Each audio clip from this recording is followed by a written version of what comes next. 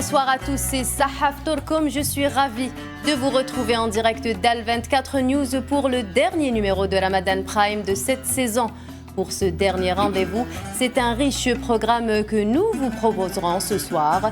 Entre actualités brûlantes, regards d'experts et immersion culturelle, nous voyagerons à travers le temps avec Fatma, la série historique qui aura marqué les esprits ce mois de Ramadan.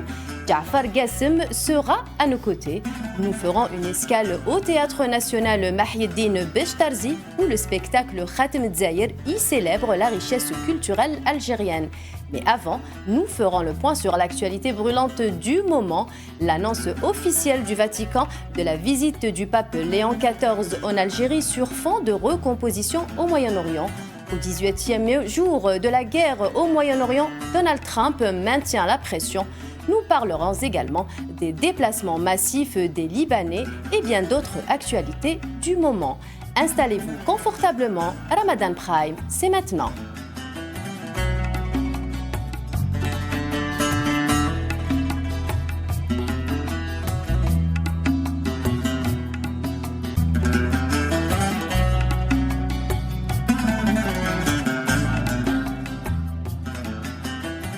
Alors pour débattre et décrypter l'actualité en cette première partie de l'émission, m'accompagnent ce soir comme à l'accoutumée vos chroniqueurs. Tinhinan Mankassi, bonsoir et Sahaf Torek. Bonsoir Imen, Sahaf Torek, bonsoir à mes co-chroniqueurs et bonsoir à l'ensemble de nos téléspectateurs, bien évidemment, Sahaf Torek.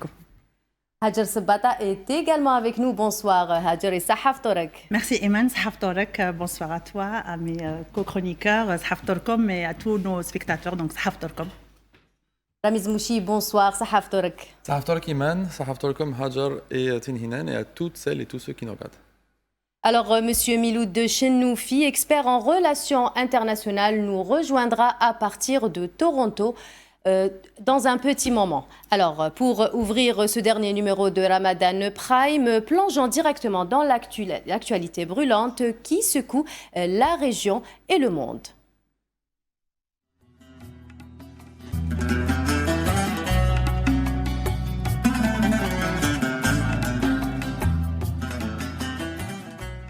Alors, le Vatican a levé le voile sur le programme officiel de la visite du pape Léon XIV en Algérie. Un rendez-vous historique qui marque un moment fort pour le dialogue interreligieux. Cette visite s'inscrit dans un contexte régional complexe, alors que le Moyen-Orient traverse d'importantes recompositions politiques. En Algérie, elle suscite déjà de grandes attentes, tout autant sur le plan diplomatique que spirituel, offrant une occasion unique de rencontre et d'échange. Alors, Tinhinan Makassi, quelle portée diplomatique revêt la visite du pape Léon XIV en Algérie dans un contexte régional déjà marqué par des tensions au Moyen-Orient ?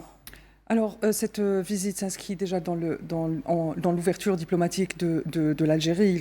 C'est un chef d'État, c'est un chef spirituel, c'est le chef du clergé et de l'Église. Le fait qu'il vienne à Alger, que sa première visite en Afrique et dans un pays arabe soit l'Algérie, prouve que l'Algérie est ouverte à la diplomatie internationale. Et le fait que cette visite s'inscrive dans ce cadre, comme vous l'avez très bien précisé, Imen, dans le cadre de la guerre au Moyen-Orient et de la guerre contre l'Iran est très important. Parce que déjà, il faut savoir que le pape Léon XIV s'est exprimé quant à la guerre en Iran, appelant au respect du droit international, bien évidemment, appelant à la protection des civils, ce qui nous ramène à ce que vous avez dit, le dialogue interreligieux. Il faut savoir que le pape Léon XIV est un disciple de Saint-Augustin. Donc revenir à l'origine de la... j'ai pas envie de dire de la chrétienté, mais à ses origines religieuses, à ses origines spirituelles qui sont profondément inscrites dans l'histoire de l'Algérie est une portée symbolique très, très puissante non seulement pour l'Algérie, mais surtout pour l'ensemble des chrétiens. Et sur le plan politique, on voit déjà les réactions des extrêmes droites, en particulier en France, qui commencent déjà à critiquer cette visite et le fait qu'elle se confirme déjà en moins 15 jours avant son déplacement, qu'il ait confirmé son itinéraire, qu'il ait confirmé le logo, comme le disait tout à l'heure Rami, s'inscrit aussi dans l'importance que porte cette visite, non pas pour l'Algérie seulement, mais surtout l'importance qu'elle porte pour le Vatican. Cette visite en Algérie est très importante. Déjà, entre l'Italie et l'Algérie, il y a une grande histoire d'amitié, il y a une grande histoire de liens fraternels qui lient les deux pays, qui remontent au temps de l'indépendance de l'Algérie. On connaît la portée qu'a eu notre révolution, en particulier en Italie, où il y a eu beaucoup d'amis de la révolution algérienne. D'ailleurs, le président italien lui-même fait partie de ces amis de l'Algérie. Jeune, il a soutenu et s'est engagé en faveur de l'indépendance de l'Algérie. Donc, ramener aussi ce volet religieux à Alger et réouvrir les portes du dialogue, parce qu'il ne faut pas oublier que le dialogue interreligieux ne s'est jamais fermé en Algérie. Il y a encore le diocèse, il est là, il accueille les gens. Il y a les églises aussi qui sont ouvertes et elles accueillent les gens également. Mais le fait que ce soit le patron, le chef de l'église, nous ramène à l'importance justement de relancer ce débat, que ce soit en Afrique, mais aussi dans le monde arabe. Mais au-delà de l'aspect officiel, Tinhine El-Makassi, comment cette visite peut-elle renforcer le dialogue interreligieux et culturel au sein de la société algérienne ? Alors, au sein de la culture algérienne et de la société algérienne, on a tendance à croire que le dialogue interreligieux, il est fermé, alors que pas du tout. Quand on s'inscrit dans le débat de la spiritualité, on sent chez le peuple algérien qu'on est curieux et surtout assoiffé de religiosité, mais surtout de dialogue avec les autres religions. L'Algérien n'est pas fermé aux autres religions qui l'entourent. L'Algérien n'est absolument pas contre qu'on parle de religion. D'ailleurs, même sur notre religion nous-mêmes, on s'interroge, on discute. On le voit aussi. C'est un débat qui est inscrit dans la politique nationale. C'est un débat qui est inscrit dans le cadre de notre quotidien. La religion, elle est ancrée. La venue du pape Léon XIV Léon XIV apporte un nouveau souffle dans le cadre du débat, mais beaucoup plus dans le cadre du débat de l'autre côté de la Méditerranée, j'ai envie de dire. Parce que nous, on est dans des sociétés, ici en Afrique en général, et en particulier en Algérie et en Afrique du Nord, on est déjà inscrit dans la valeur du religieux. Donc c'est beaucoup plus une ouverture qui se fera pour l'autre côté de la Méditerranée, où on sent des sociétés qui sont en perte de valeurs et en perte de pratiques religieuses et en perte de notions de spiritualité. Tinhine El-Makassi, je vais vous rajouter une question. Cette visite a été interprétée comme un signal fort. Le Vatican a fait de l'Algérie la première étape d'une tournée africaine pour le pape Léon XIV. Et cela dénote encore une fois de l'influence diplomatique de l'Algérie dans son environnement naturel, qui est le bassin méditerranéen, en plus du continent africain. Bien évidemment, l'Algérie, c'est la porte de l'Afrique. C'est le plus grand pays d'Afrique en termes de superficie. Et l'Algérie, elle a de par son grand Sahara, elle a accès à l'Afrique directement. Donc, c'est les frontières naturelles de l'Algérie. Et surtout, le fait qu'il commence en Algérie, bien que l'Algérie soit un pays musulman, prouve justement cette capacité de l'Algérie non, j'ai pas envie de dire à s'ouvrir, mais cette capacité de l'Algérie à être le lien, à être le pont, à être la passerelle entre les cultures, à être la passerelle entre les peuples, à être la passerelle entre... On est un pays continent, on est un pays qui est riche de multitudes de langues, on est un pays qui est riche de multitudes de patrimoine, d'une histoire 3 fois millénaire, et même les Africains, nos frères africains reconnaissent en Algérie cette portée qu'elle a de s'ouvrir, cette portée qu'elle a d'être un pan,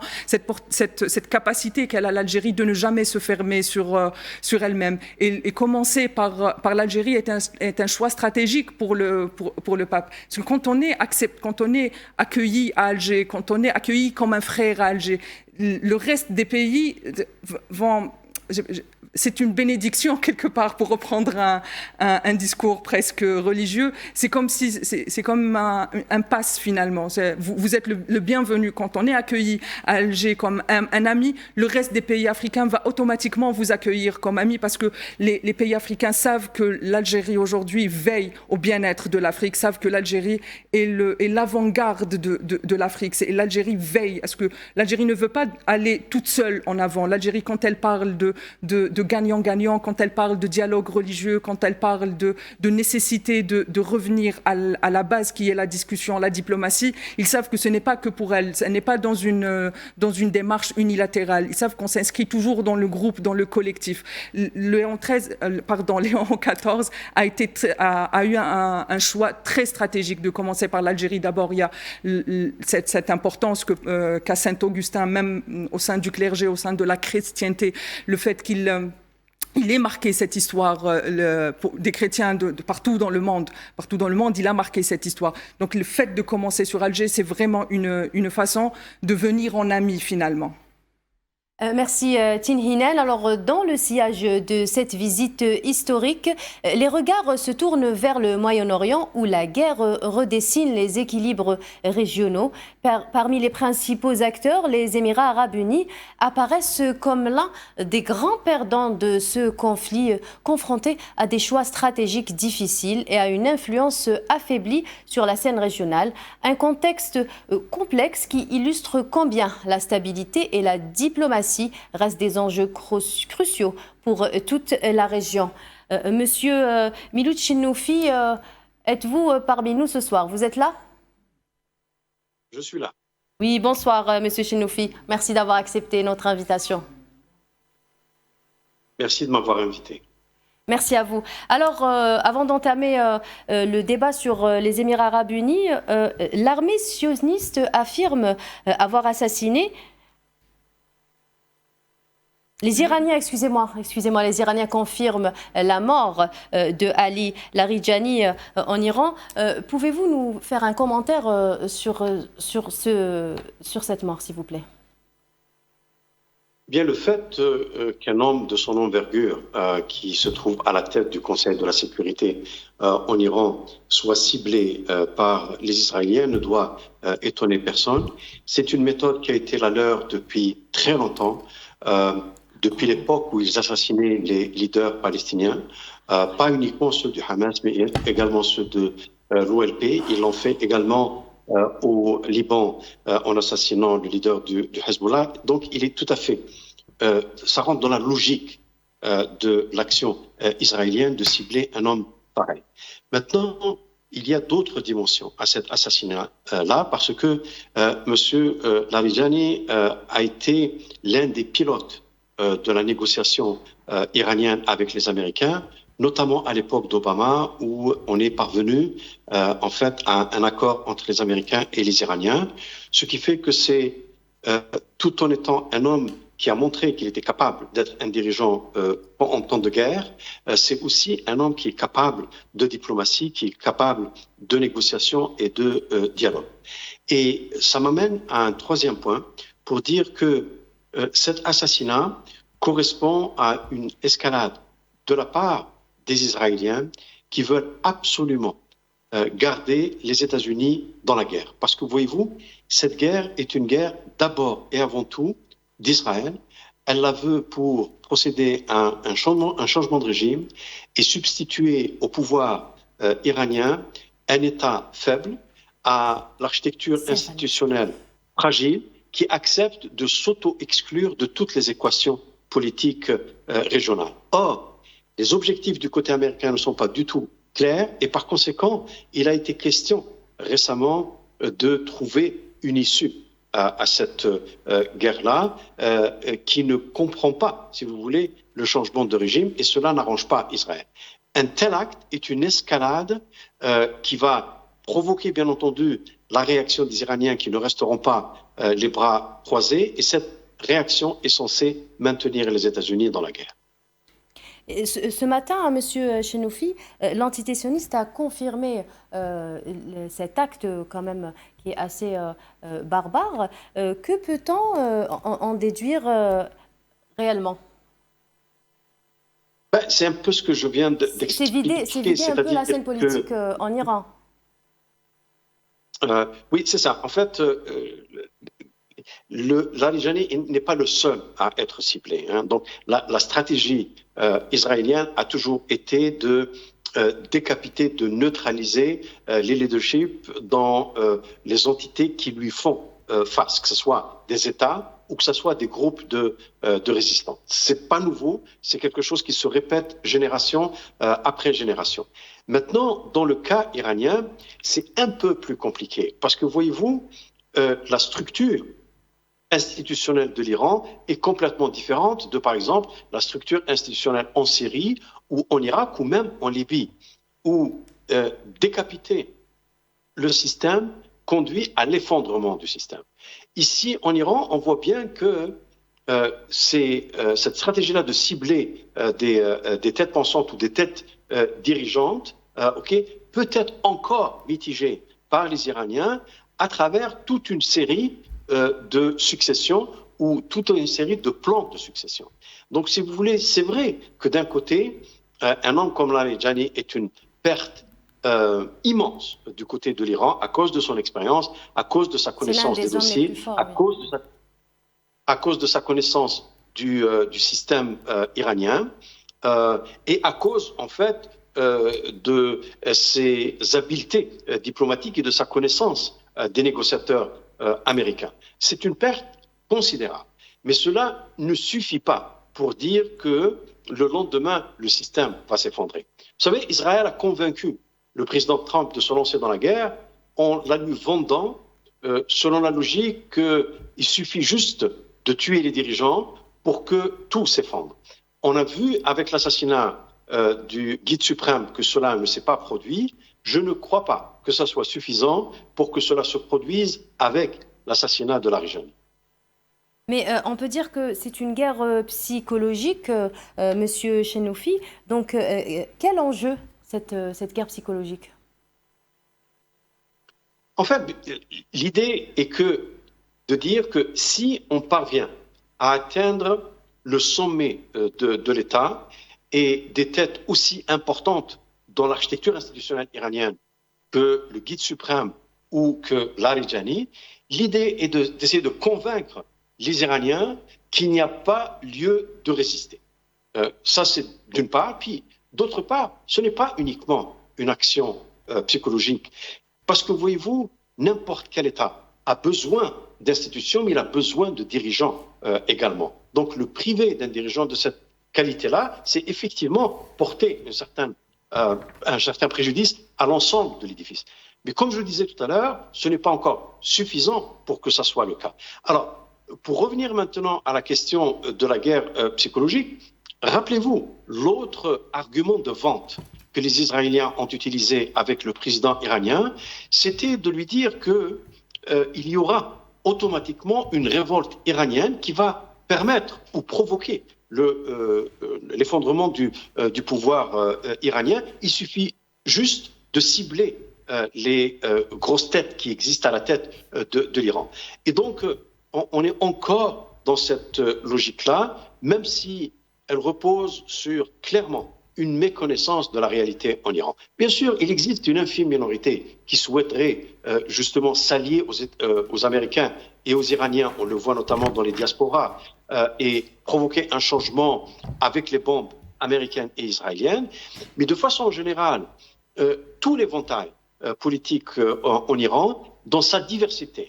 Donc ça va de ceux qui soutiennent le pouvoir jusqu'à ceux qui s'y opposent de manière positive à ceux qui s'y opposent de manière radicale. Eh bien, il n'empêche qu'ils ont un dénominateur commun, et le dénominateur commun, c'est le rejet de la guerre, des bombes qui leur tombent sur la tête, qui tuent des innocents, détruisent les infrastructures au nom d'un avenir futur. Et par conséquent, ce calcul qui est fondé sur le fait qu'on commence quelque chose, on crée un chaos en Iran et ce sont les Iraniens qui vont finir le travail, est une logique qui jusqu'à présent a été peu efficace en tout cas. Monsieur Chenoufi, le Conseil de sécurité iranien vient d'annoncer que Ali Larijani est mort aux côtés de son fils et de ses gardes. On vient tout juste de l'apprendre. Oui.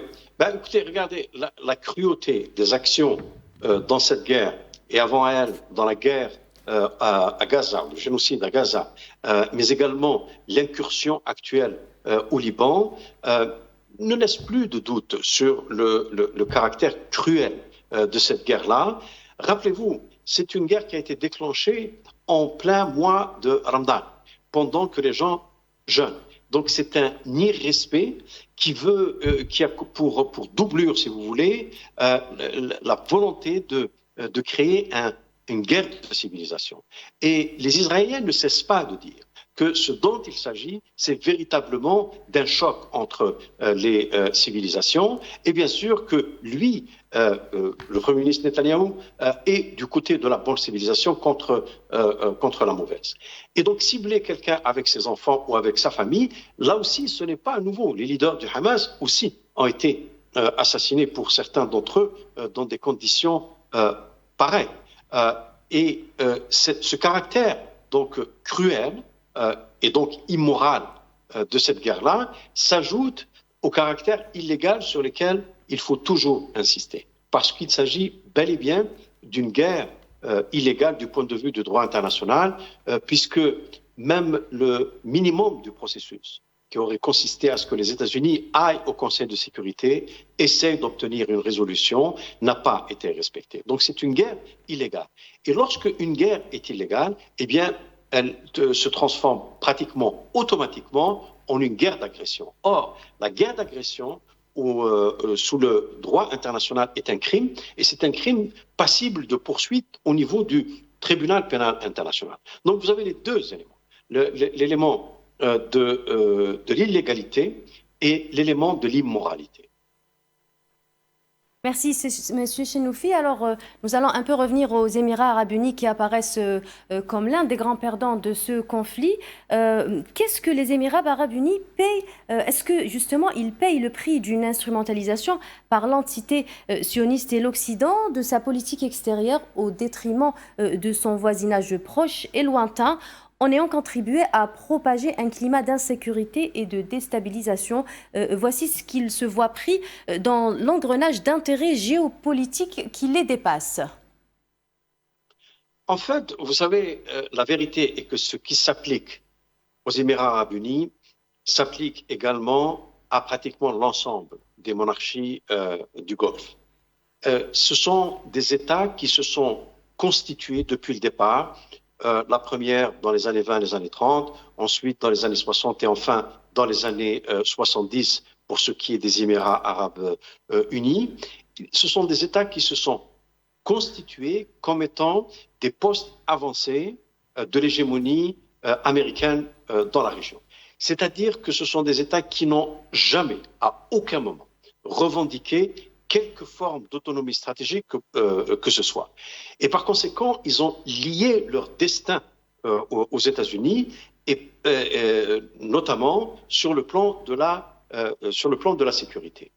Et cette soumission totale de ces États-là à la volonté américaine s'est transformée pour certains d'entre eux, et notamment les Émirats arabes unis, mais encore une fois, ils ne sont pas les seuls, ont une volonté de domination du reste du monde arabe et de le faire plier au point de créer donc du chaos et ultimement faire joindre l'ensemble du monde arabe à la politique de soumission et de normalisation avec Israël.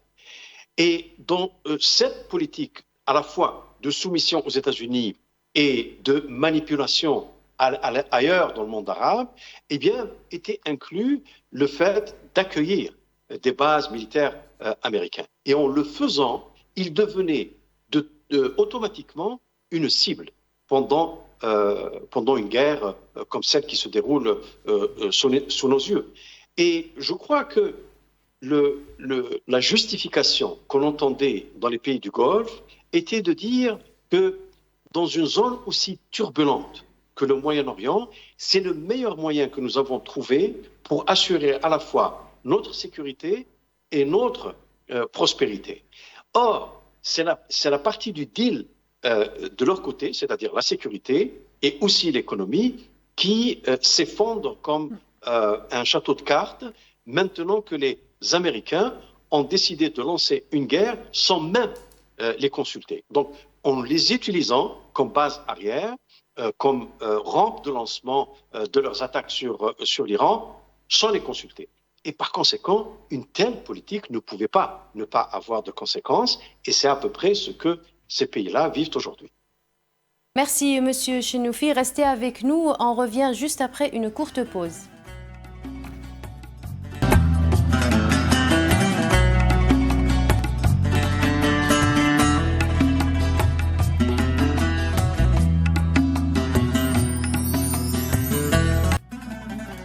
Rebonsoir à tous. Si vous venez de nous rejoindre, nous sommes en direct sur Al 24 News pour la deuxième partie de Ramadan Prime. Alors, on rappelle que l'information de ce soir vient de tomber, la confirmation de la mort de Ali Larijani, l'un des hommes forts de l'État iranien. Monsieur Chenoufi, vous êtes parmi nous ce soir justement pour débattre des tensions au Moyen-Orient.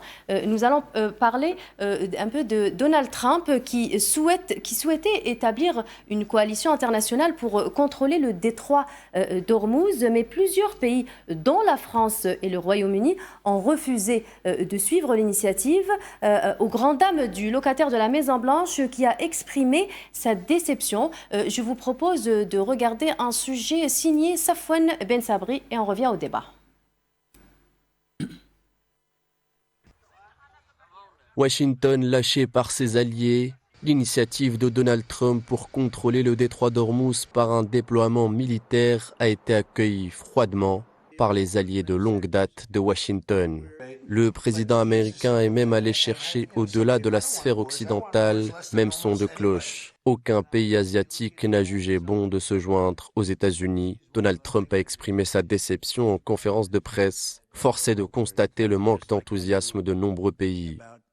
De nombreux pays m'ont fait savoir qu'ils s'y mettaient. Certains sont très enthousiastes, d'autres moins. Parmi eux, il y a des pays que nous aidons depuis très nombreuses années, que nous avons protégés contre d'horribles menaces extérieures et qui ne sont pas montrés très enthousiastes. Or, le niveau d'enthousiasme compte beaucoup pour moi. Les alliés historiques des États-Unis tels que le Royaume-Uni ont montré peu d'entrain à l'heure de rejoindre Trump dans une énième aventure au Moyen-Orient, alors que les précédentes se sont toutes soldées par des échecs. De même pour la France, Emmanuel Macron a annoncé qu'il était hors de question pour la France de prendre part à des opérations d'ouverture du détroit d'Ormuz. De tels désaveux témoignent de l'isolement relatif des États-Unis dans cette guerre menée pour le compte de l'entité sioniste, et ce, de l'aveu de Donald Trump lui-même qui a reconnu hier que les États-Unis n'auraient peut-être pas dû lancer cette opération. Alors c'est un sujet signé Safwan Ben Sabri. On rappelle que le Japon, l'Allemagne et l'Australie ont également refusé de s'allier à Donald Trump. Comment le refus des Européens, comment peut-on voir le refus des Européens de s'engager militairement contre l'Iran, Monsieur Chenoufi? Est-ce que ça marque un tournant dans les relations transatlantiques ou reflète-t-il simplement une volonté de privilégier le dialogue et la stabilité régionale? On ne peut pas aller jusqu'à dire qu'il s'agit d'une rupture entre les alliés d'hier. Il y a beaucoup d'autres incitatifs pour maintenir l'alliance. Simplement, le refus qui a été opposé par les Européens au président américain sur la question d'Ormuz, eh bien, nous permet de dire un certain nombre de choses. Vous savez, dans les relations entre les États, un État qui souhaite avoir de l'autorité, et c'est un peu ce que souhaitent les Américains et Donald Trump lui-même, eh bien, ils doivent réunir deux conditions. La première condition, c'est celle de la puissance. Il faut être puissant pour pouvoir agir, pour pouvoir décider de l'agenda. Mais vous avez aussi besoin de légitimité. Ce que vous faites doit être perçu comme étant légitime par vos partenaires, avant que ce soit par les autres qui ne sont pas vos partenaires ou qui sont vos ennemis. Or, sous la présidence Trump, ce que les États-Unis essaient de faire, c'est de dire nous n'avons pas besoin de légitimité. Nous n'avons besoin de justifier rien des décisions que nous prenons. Comme nous sommes puissants, comme nous sommes plus puissants que vous, comme nous avons joué un rôle de protection dans l'OTAN, ce qui n'est pas faux, eh bien, vous ne pouvez pas ne pas répondre par l'affirmative lorsqu'on fait appel à vous. Et la réponse qu'il vient de recevoir, c'est justement de dire, eh bien, nous avons une certaine marge de manœuvre, et cette marge de manœuvre, nous allons l'utiliser pour rappeler les États-Unis à l'ordre. Non pas pour une rupture, mais juste dans l'espoir que les États-Unis reviennent en injectant dans leur puissance une part de légitimité. Parce que voyez-vous, ce conflit, ce n'est pas uniquement avec l'Iran, c'est un conflit qui se déroule dans un contexte de rivalité entre grandes puissances. Et agir de la manière avec laquelle les États-Unis ont agi à cette occasion-là lance de très très mauvais signaux au reste des grandes puissances dans le monde. Et je crois que les Européens ont une approche un peu plus pragmatique. Elle n'est pas nécessairement amicale à l'égard de l'Iran et les capitales occidentales ne vont pas regretter l'effondrement du pouvoir en Iran, mais elles essaient de se protéger pour éviter de continuer de subir une Amérique transactionnelle, c'est-à-dire qui ne respecte que les actions qui sont dans son propre intérêt et non pas dans l'intérêt de la collectivité. Or, l'Alliance occidentale a été formée historiquement sur un certain équilibre fondé sur la légitimité. Voilà à peu près ce qui se produit. Mais cette pression justement de Donald Trump pourrait-elle provoquer une division au sein de l'OTAN ? En fait, c'est possible, hein, parce que vous allez toujours trouver au sein de l'OTAN un certain nombre de pays anciennement du bloc soviétique qui sont des inconditionnels des États-Unis, qui ont soutenu toutes les actions, y compris les actions illégales que les États-Unis ont menées, par exemple l'invasion de l'Irak. Hein. Rappelez-vous de la position de la République tchèque. Mais vous savez, à l'intérieur de l'OTAN, ce sont les gros joueurs qui comptent. Et parmi les gros joueurs, il est à noter qu'un État comme le Royaume-Uni, qui, de façon générale, ne dit jamais non aux Américains. En Irak, ils y étaient. Au Kosovo, ils y étaient. Lorsque, à l'époque du président Biden, il était question de former une sorte d'OTAN en Asie avec l'Australie, ils ont accepté de le faire pour isoler la Chine et l'endiguer sur place. Bref, ils ne disent pratiquement jamais non aux Américains. Le fait que cette fois-ci, vous avez cette réticence, cette critique de la guerre, témoigne du fait que les gros joueurs au sein de l'OTAN essayent d'envoyer un message aux Américains pour leur dire que ce genre d'improvisation et cette incompétence portent un préjudice pas seulement aux États-Unis, mais à l'ensemble de l'Alliance. Mais Monsieur Chenoufi, cette prudence traduit-elle une réelle volonté de négocier avec l'Iran ou s'agit-il surtout d'un calcul politique pour ménager ses alliés et l'opinion publique ? Mais en fait, les Américains sont l'acteur principal pour dire est-ce qu'il y aura négociation ou pas avec l'Iran. C'est comme ça que ça s'est passé dans le passé. Chaque fois qu'il y a eu des négociations, les Européens ont suivi. Hein. Et lorsque, rappelez-vous, un accord avait été conclu entre l'Iran et les États-Unis sous Obama, les entreprises européennes s'étaient bousculées au portail de l'Iran pour retourner sur le marché iranien. Vous savez que c'est un marché qui est très important. Il y a beaucoup d'énergie, beaucoup de matières premières, etc. à exploiter. Malheureusement, lorsque les États-Unis décident de se retirer des négociations, comme Trump l'a fait, eh bien, les Européens ne prennent jamais d'initiative pour relancer la diplomatie avec l'Iran. Eh bien, tout simplement parce que les Américains considèrent que le Moyen-Orient leur appartient d'une certaine manière et que c'est à eux de décider de ce qui doit être fait. Ce qui me ramène à une question que vous m'avez posée tout à l'heure sur les Émirats arabes unis et sur les pays du Golfe, eh bien, leur politique a toujours conforté, si vous voulez, les États-Unis dans cette conviction tout à fait problématique qu'ils sont les maîtres du Moyen-Orient. S'ils sont les maîtres du Moyen-Orient, eh bien, chaque fois qu'il y a un rejet, un refus, une résistance, eh bien, la réponse, c'est quoi? C'est une brutalité aussi aveugle que celle que nous voyons depuis quelques semaines. Tinhinan Makassi, face à cette ambiguïté, comment les pays de la région interprètent-ils les signaux américains et quelles conséquences cela peut-il avoir sur l'évolution de cette guerre?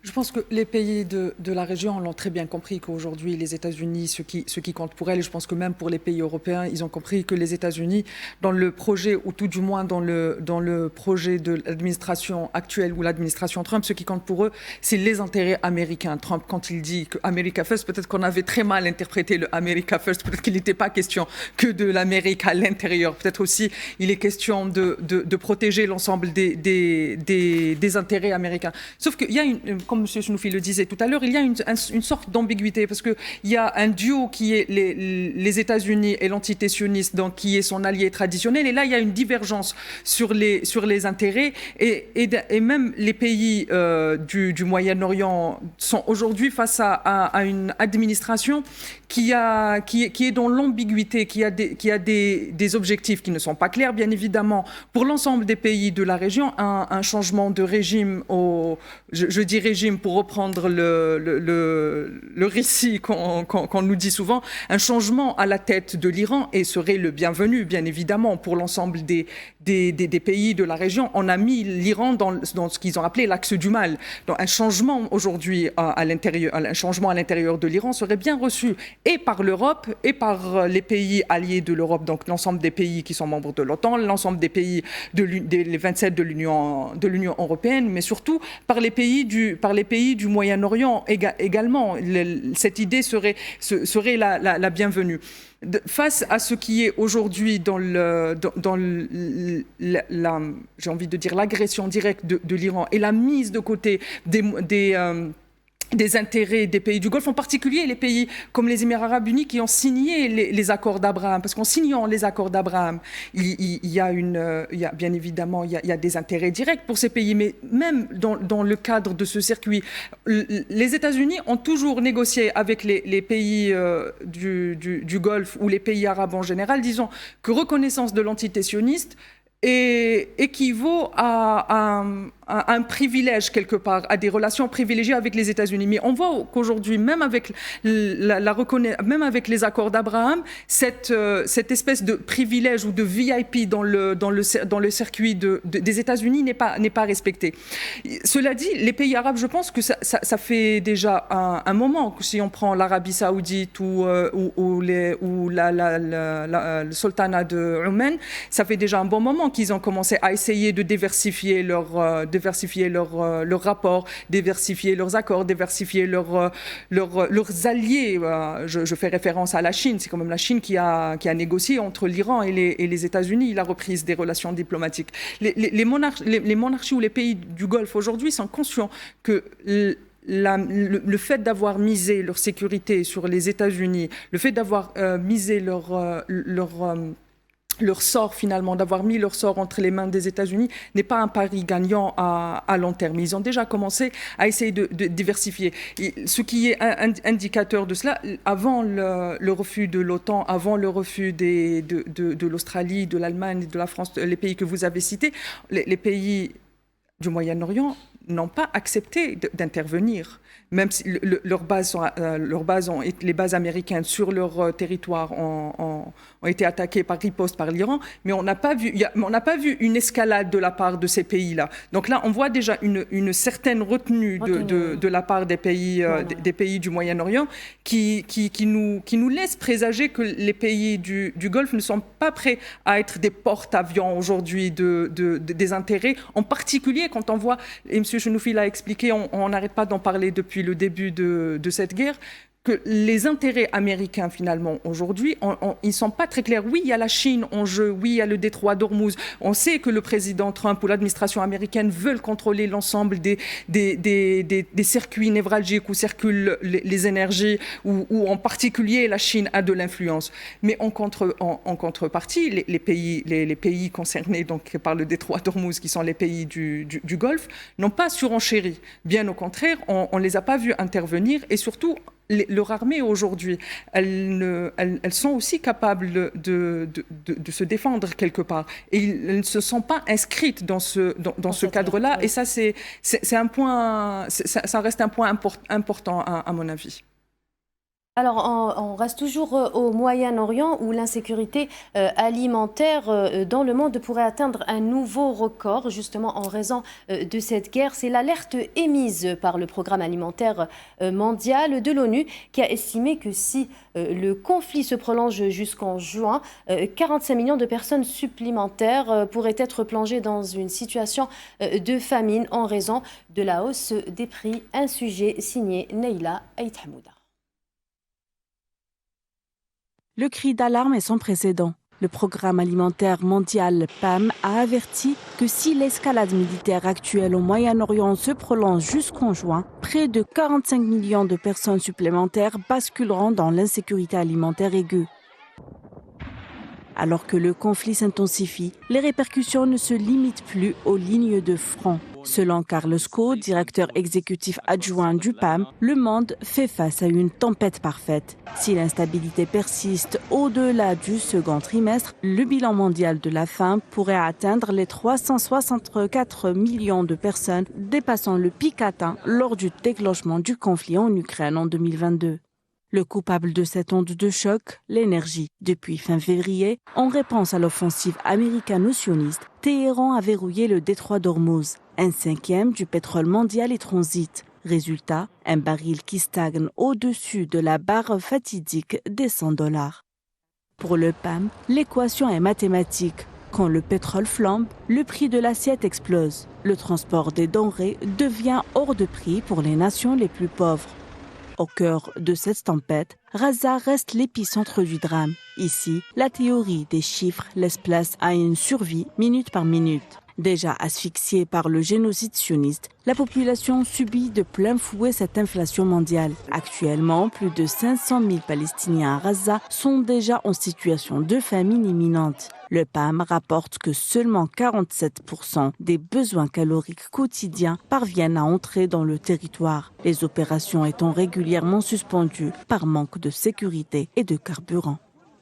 Effet domino, si les armes ne se taisent pas d'ici juin, ce qui se passe à Gaza ne sera plus une exception locale, mais le miroir de ce qui pourrait arriver à l'échelle régionale.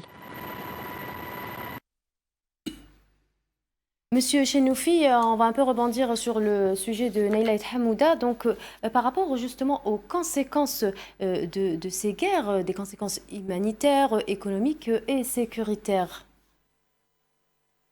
En fait, avec beaucoup de tristesse, je vais dire que ce n'est pas la famine dans le monde qui va pousser Donald Trump à mettre un terme à cette guerre-là, puisque c'est une question qu'il est capable d'ignorer totalement, de la même manière qu'il a ignoré à Gaza et ailleurs.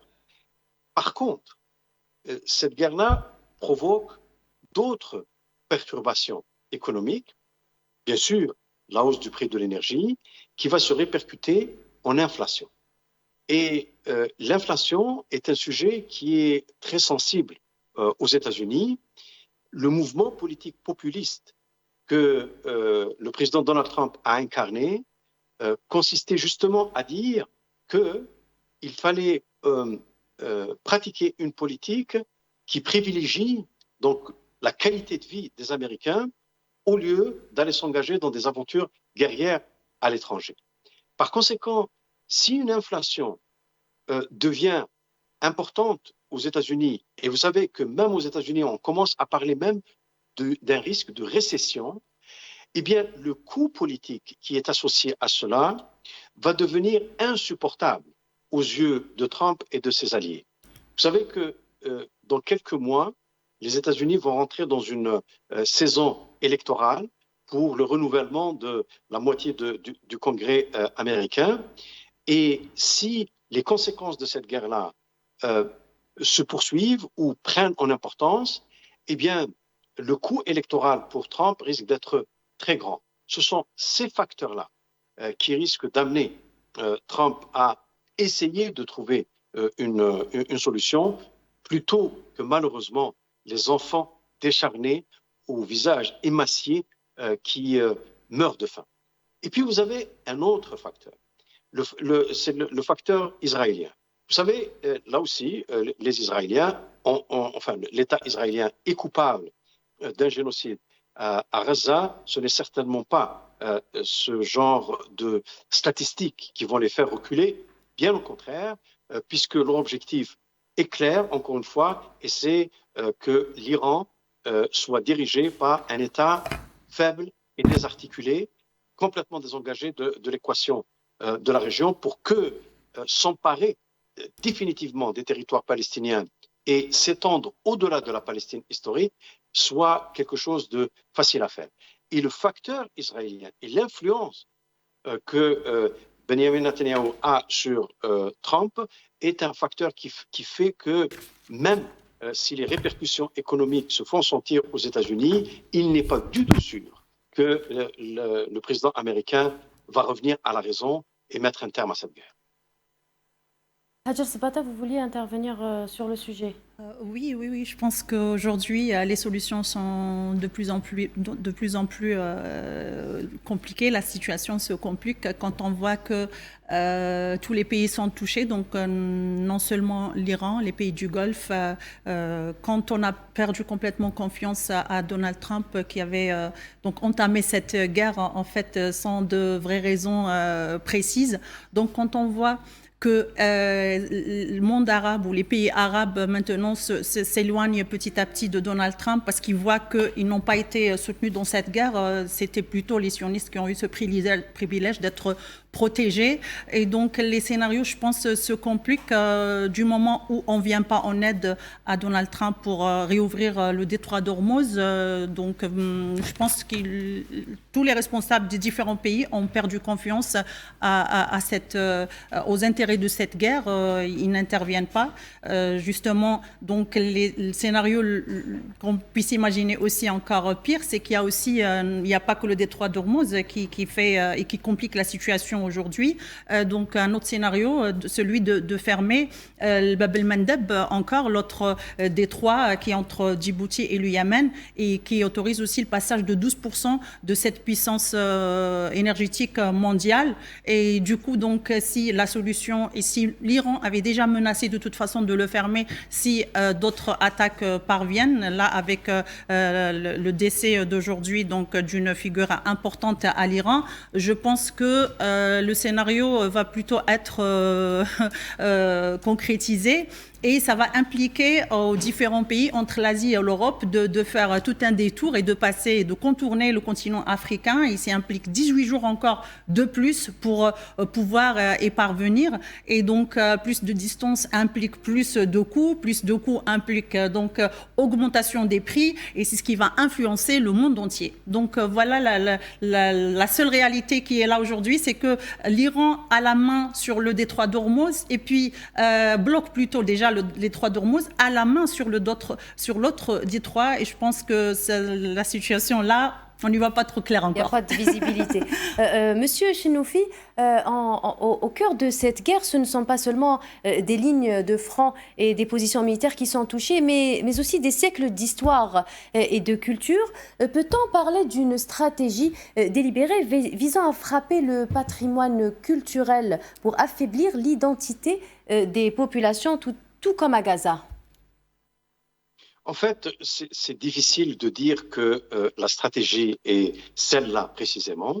Par contre, on peut dire que depuis la première guerre du Golfe, la guerre qui a fait suite à l'invasion du Koweït par l'Irak, tous les conflits qui se sont déroulés dans cette région-là, dans lesquels ont été impliqués les États-Unis, Israël, mais également à l'époque de Daesh, les groupes extrémistes, eh bien, on a constaté que l'ensemble de ces acteurs-là n'avaient absolument aucun égard pour l'héritage culturel et civilisationnel de cette région du monde qui, comme tout le monde le sait, est le berceau des civilisations. C'est là que l'écriture a été inventée, c'est là qu'on a construit des ponts suspendus, c'est là que nous avons des vestiges archéologiques incomparables. Eh bien, chaque fois qu'il y a eu une guerre, la destruction a été assez systématique.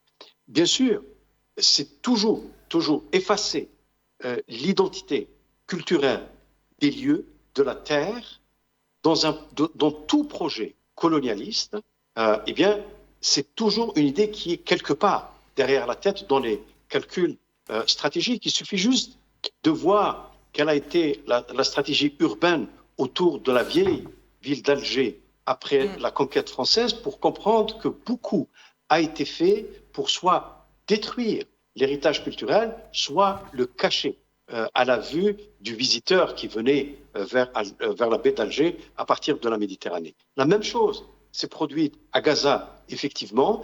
Est-ce que maintenant c'est à la tête des priorités dans la guerre actuelle en Iran? C'est difficile à dire. Par contre, une chose est certaine, c'est que si jamais il y a destruction d'héritage culturel et civilisationnel, croyez-moi, il n'y aura pas beaucoup de remords auprès de ceux qui auront appuyé sur le bouton. Merci beaucoup, Monsieur Chenoufi, d'avoir été avec nous. Tinhinel Makassi, vous vouliez justement rebondir brièvement sur le sujet. Je pense que on l'a vu maintenant, la domination occidentale, la domination blanche sur le tiers-monde, la domination de ce qu'ils appellent, eux, la civilisation.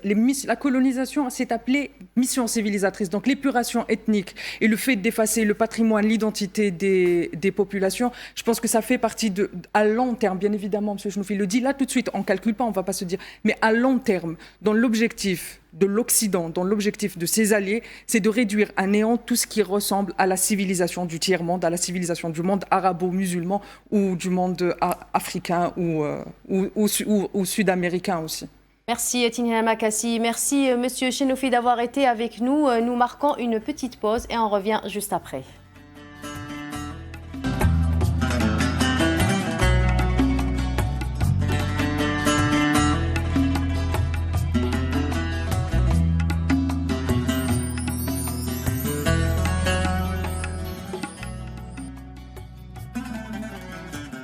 Bonsoir à tous, merci de nous rejoindre pour cette troisième partie de Ramadan Prime. Nous avons l'honneur de recevoir sur ce plateau le réalisateur Monsieur Jafar Gassem. Bonsoir Monsieur Gassem, Sahaf Torek, et merci d'avoir accepté notre invitation. Bonsoir Iman, Sahaf Torkoum et à tous les téléspectateurs de Algérie 24.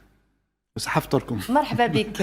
Alors, après avoir parcouru les conflits et les enjeux qui secouent la région, il est temps de changer de temps et de s'immerger dans la richesse culturelle qui fait rayonner notre pays, du théâtre aux séries historiques, en passant par la musique et les arts, découvrant ensemble comment l'Algérie continue de célébrer son patrimoine, sa créativité, même en période du Ramadan. Restez avec nous.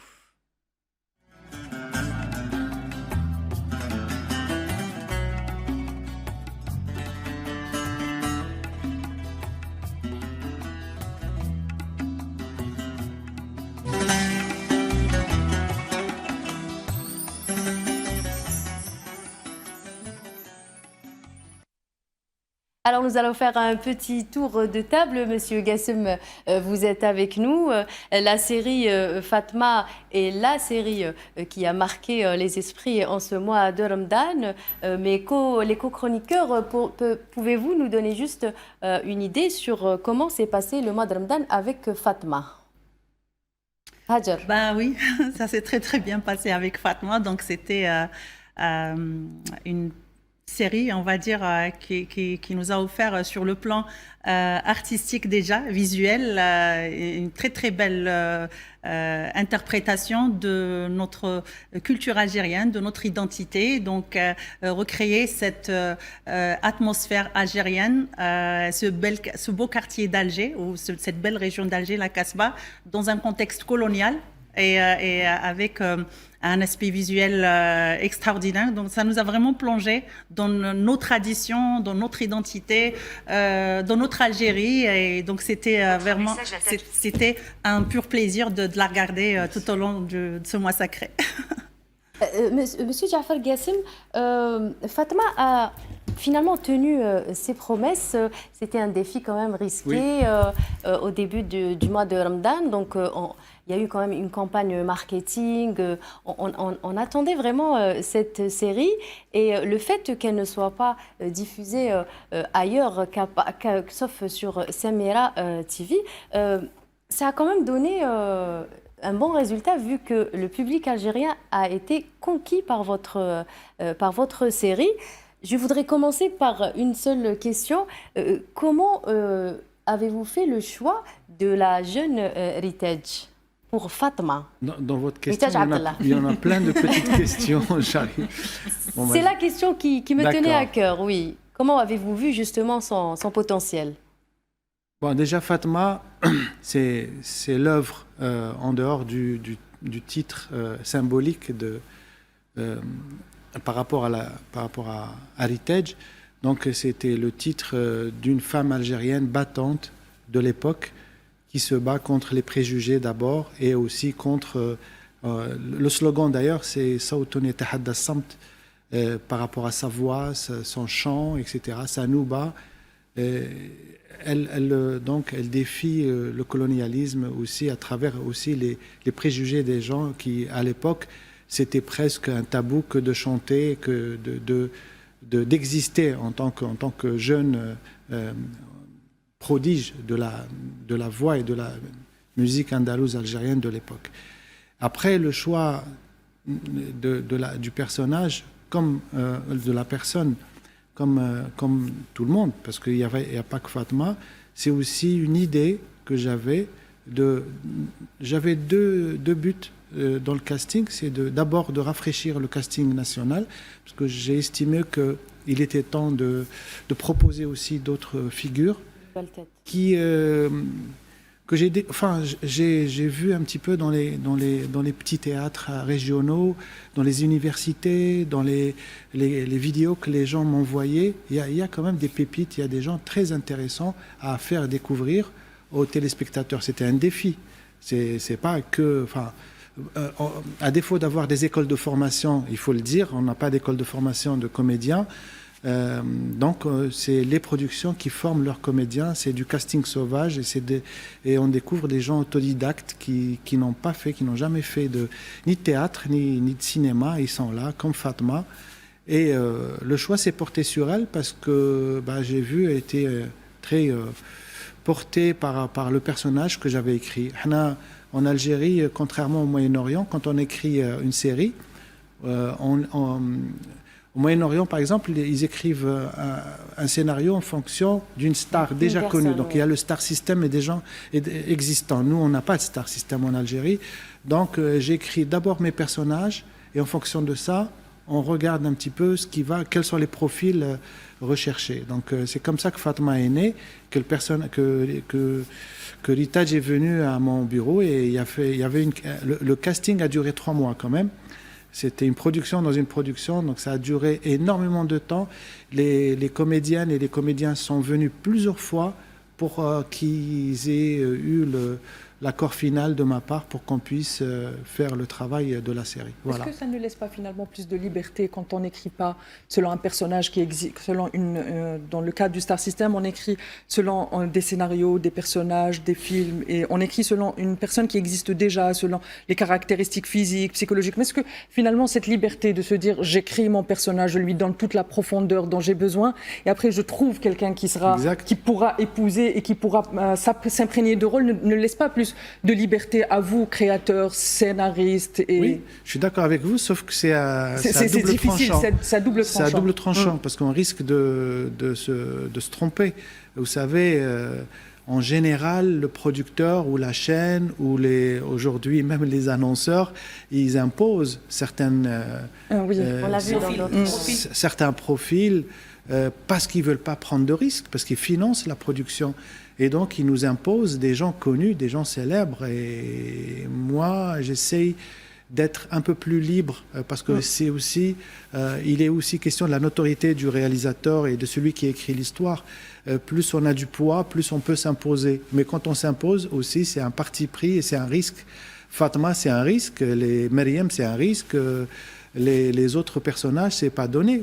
Et je voulais aussi, justement par rapport à ça, je voulais donner plus de crédibilité à mon histoire que de montrer des gens incognito au bataillon. C'est-à-dire, même si, quelque part, il y a 2-3 acteurs connus, Kima Slimane Benouari, qui a joué Mohamed, ou la Khdaouj, donc Houria Bahloul, qui est connu au cinéma, au théâtre, mais ils ne sont pas très consommés à la télévision.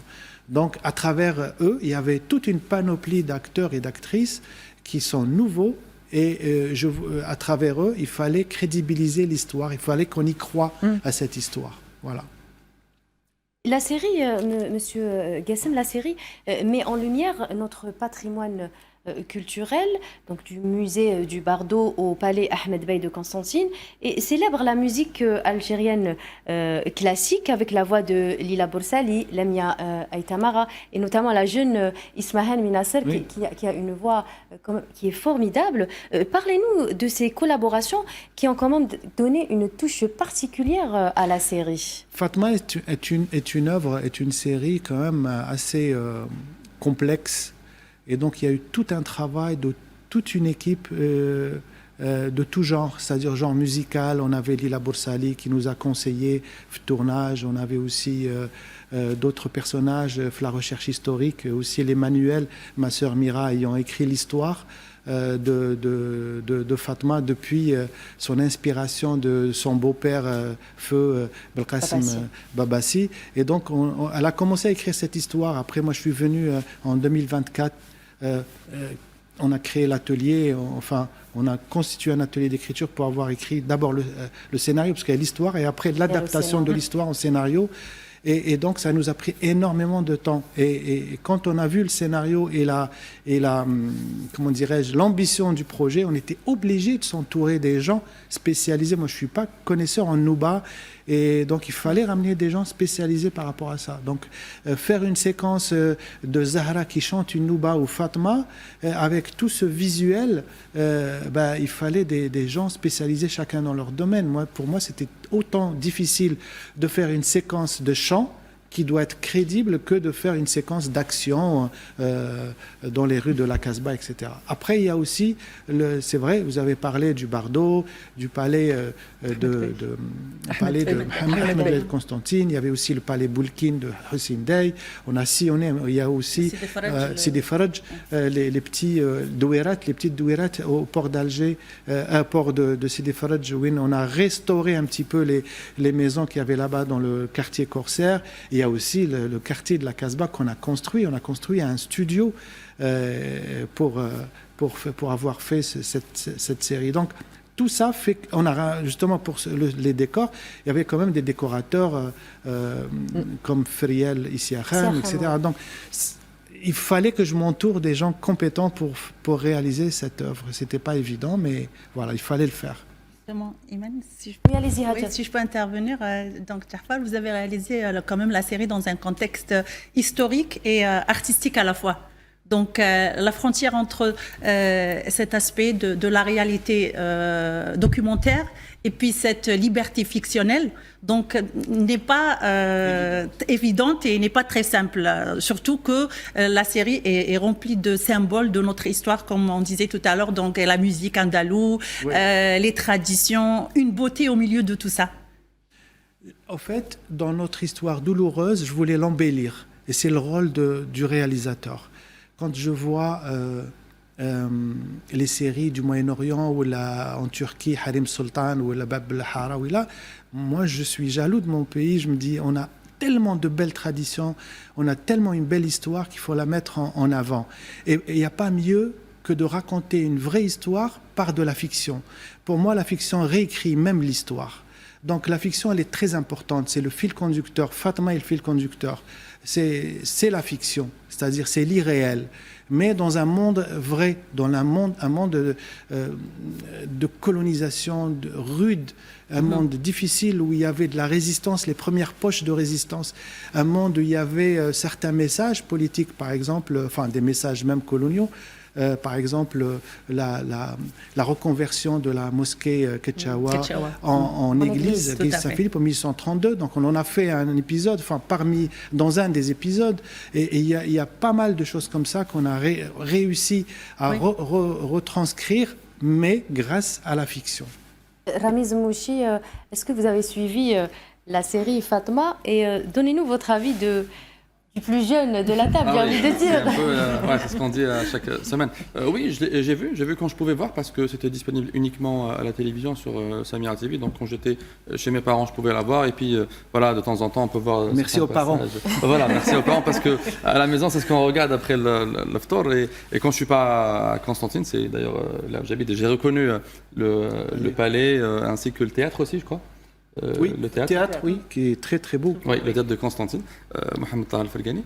Donc, j'ai suivi et j'ai trouvé justement que c'était une œuvre ou une série un peu différente de ce qu'on avait l'habitude de voir pendant Ramadan, que ce soit sur la partie drame et tout ça, où on n'avait pas l'habitude d'avoir justement des séries dans lesquelles il y avait une histoire qui avait un rapport avec l'Algérie, avec la colonisation, avec la résistance. Parce qu'il y a de la résistance dans cette série. J'ai aimé les dialogues, j'ai adoré les dialogues. L'Algérien, la manière dont s'exprimait Fatma et tous les autres personnages, ça rappelait justement, ça poussait justement à être dans la série, à voir un peu à quoi ça ressemblait l'Algérie pendant cette période-là. 1830, 40, etc., où on avait un certain lexique ou un certain dialecte qui est un peu peut-être qui ressemble beaucoup à ce qu'on a aujourd'hui, mais sans les mots peut-être qui ont enrichi un peu la Dalja que nous avons. Exactement. On a utilisé quelques notions, quelques mots d'époque. On a fait de la recherche, mais on ne voulait pas aller au-delà parce qu'à un moment donné, peut-être qu'il y avait des expressions. Comment ça s'est fait justement cette recherche par rapport au dialogue? Donc, comment avez-vous pu reconstituer le dialogue d'autant? Déjà, la première problématique, je dirais pas problématique, c'est le défi, c'est que j'avais des acteurs et des actrices qui viennent de toute l'Algérie. Exactement. D'accord. Donc déjà, il fallait unifier ce langage. Beaucoup de exactement. coaching, j'imagine. Beaucoup de coaching, beaucoup de direction d'acteurs. Houria Bahloul qui jouait Khdaoud, vient de Batna. Mohamed, son frère, vient de Sétif. Fatma, elle est de Chlef. Mariam, il est kabyle. Ali Kabil, voilà. Mariam, elle est de Mostaganem. L'autre, Zahra, elle est de Médéa. Tamer, donc. de Batna. Fethi Nouri est de Annaba. Et le Cheikh Mansour, l'imam, est de Souqahras. Donc voilà, l'Algérie cosmopolite. Pour dire que la révolution nationale a été vraiment faite par tous les Algériens. C'est ça. Et puis les gens ont tendance. On n'a ressenti aucun accent. Et tant mieux. Et les gens ont tendance à croire que la Casbah c'est des Algérois. Mais les Algérois viennent d'où? Ils viennent de Djidjil, de Biskra, de la Kabylie. Ils viennent d'un peu partout. Et voilà. Et après, pour le travail de recherche, c'est bien sûr Mira et son équipe qui avaient vraiment épluché les documents et les archives, etc., pour trouver, par exemple, moi je ne savais pas que la cuisine s'appelait Khiyama ou la caserne, etc. Donc on a utilisé quelques mots pour un petit clin d'œil de certains langages d'époque, mais on a gardé le langage actuel parce que le film est destiné à une société d'aujourd'hui, à des jeunes d'aujourd'hui. D'ailleurs, le défi, c'est d'avoir raconté cette histoire pour un public algérien qui n'a pas vécu ça et qui peut-être ne se retrouve pas. Il faut vraiment lui montrer une partie de notre histoire à travers la fiction. Justement, vous avez utilisé, vous avez mis en scène j'ai envie de dire les scènes du marché à l'époque, les tenues traditionnelles, donc la fameuse. Qu'on a conçue. Vous avez conçu justement la fameuse frimla, on appelle ça comme ça, le petit boléro là. Ça il faut pas le dire. Moi c'est le caftan algérien, où on a beaucoup vu le hayek, les gâteaux traditionnels, le fameux Makrout là qui est bien mis en valeur. Donc voilà, il y avait beaucoup de détails vraiment avec soin qui ont permis justement à un public et notamment aux plus jeunes de peut-être découvrir les traditions qu'ils n'ont jamais eu l'occasion de voir auparavant à la télévision. Donc c'est vraiment un travail qui a permis de médiatiser un peu le patrimoine culturel algérien. Oui, moi je trouve qu'il est très important de connaître son histoire, ses traditions. Moi je dis que les Occidentaux et l'ex-pays colonisateur comme la France, dans les manuels scolaires, on dit qu'ils viennent civiliser l'Algérie. Et moi, je voulais montrer l'inverse. Je voulais montrer que l'Algérie est un pays qui a ses traditions, qui a un pays cultivé, une société de poètes, une société de Nouba, société riche en patrimoine culturel. Et c'est aussi une façon de répondre. Et on ne répond que par l'art. Je pense que c'est la meilleure manière de répondre. Donc il était très important de montrer à travers Fatma notre histoire, malgré les douleurs, malgré la colonisation qui a justement donné beaucoup de peine, mais aussi beaucoup de... ça a créé une Algérie très forte, l'empire colonial français, vous savez, il a à l'époque colonisé presque toute l'Afrique et certains pays. Et quand on voit comment les premières poches de résistance se sont créées avec rien, avec juste un fusil, une baïonnette, je trouve que c'est assez courageux. Et donc c'est ça que je voulais montrer à nos jeunes qui doivent comprendre qu'il faut qu'ils soient fiers de leur pays, de leurs aïeux et de leurs grands-parents. Alors nous allons rester dans l'effervescence culturelle algérienne avec Khatem Dzayir, un spectacle musical qui célèbre et la magie et la richesse et la diversité surtout de nos traditions. Nous allons plonger au cœur de cette création exceptionnelle entre musique, danse et patrimoine. C'est un sujet signé Fella Helaili.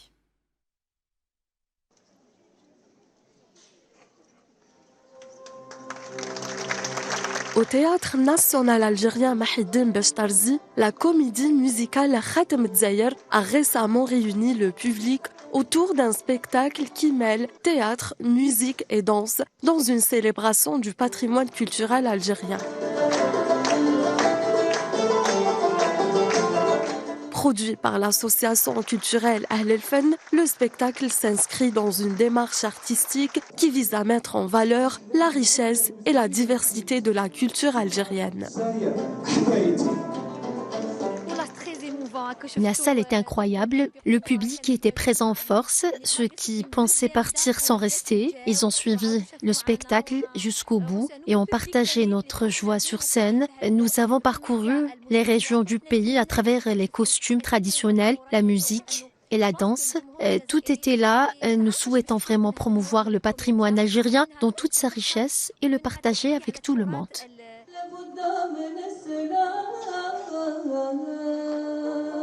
Pendant près de 3 heures, le spectacle enchaîne des tableaux musicaux et chorégraphiques inspirés des coutumes, des costumes de chaque région du pays, du nord au sud, de l'est à l'ouest, en passant par la Kabylie.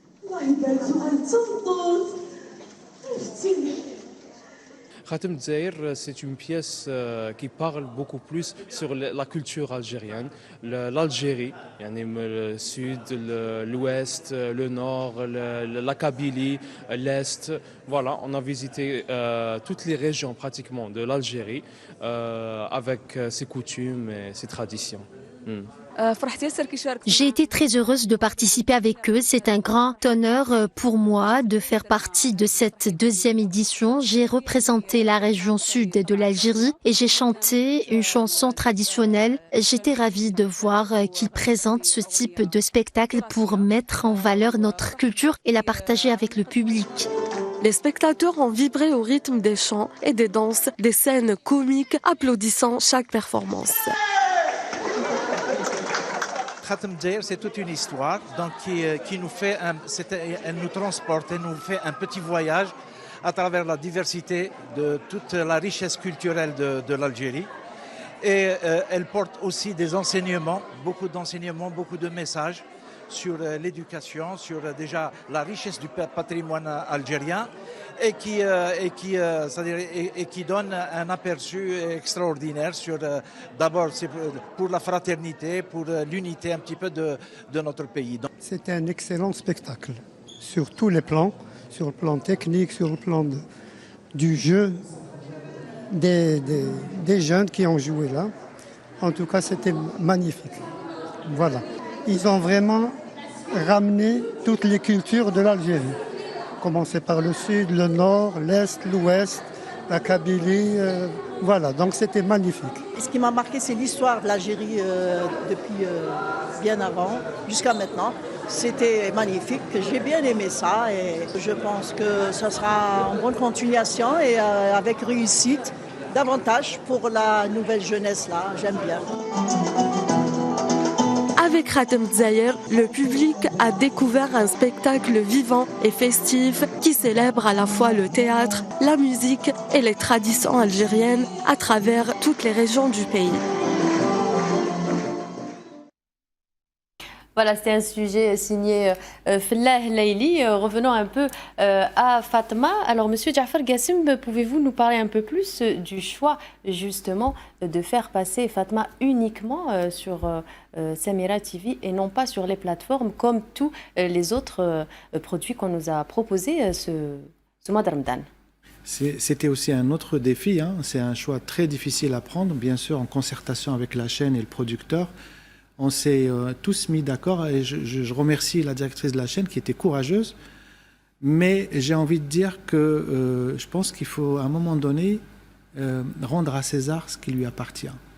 C'est-à-dire que toutes les productions sont financées par les annonceurs et la chaîne. Donc que ce soit la télévision nationale ou les chaînes privées.